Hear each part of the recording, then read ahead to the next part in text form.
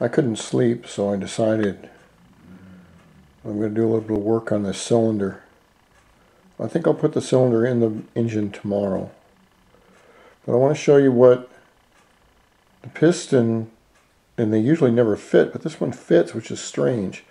What I've done is taken this piston right here, and this is the oil plug. I'm giving a shameless plug, no pun intended, for Fongier. That's a really neat looking piece.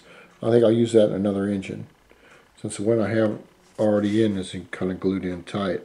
What I've done is taken the piston at bottom dead center, and I'm taking an ink pen right here, and I've gone in at the bottom of the stroke, and I've marked the piston through the exhaust port right here to show where the exhaust is covered on the piston, and you can see the faint outline right around here. And that is a guide that will give me a reference as far as how much I can take off the bottom if I want to take off the bottom. Usually what I do, and this is something I don't run into, is that the piston will not fit.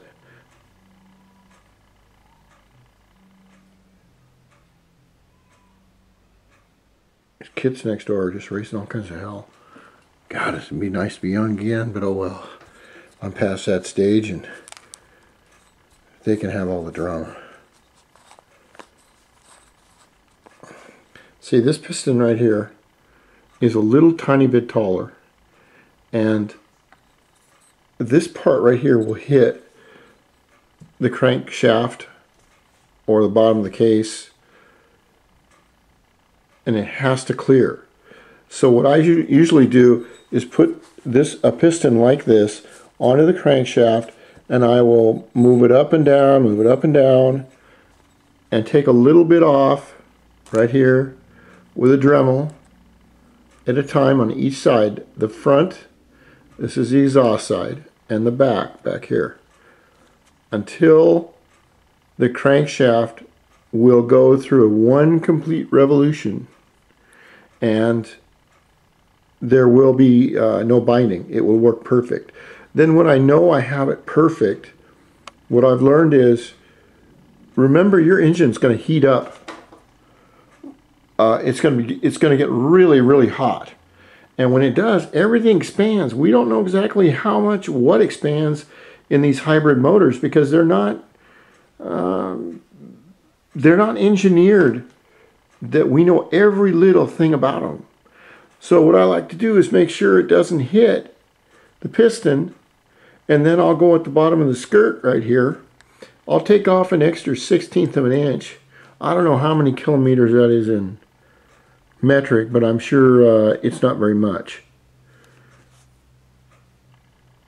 Or milliliters, or whatever the hell it is.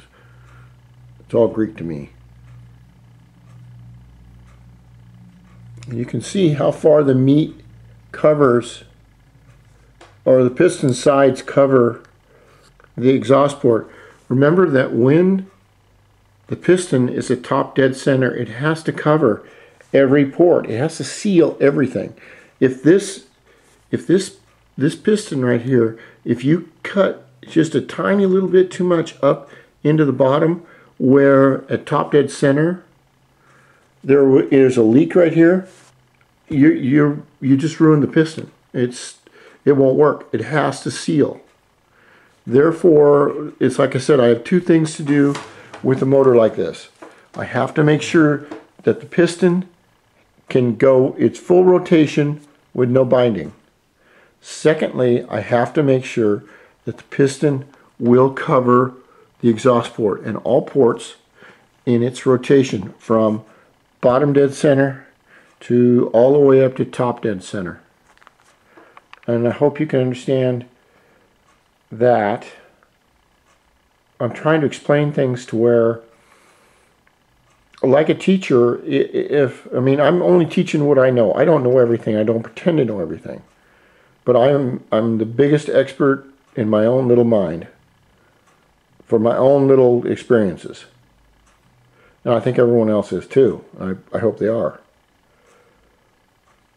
But in order to control a thing, we have to understand it. We have to understand it 100%.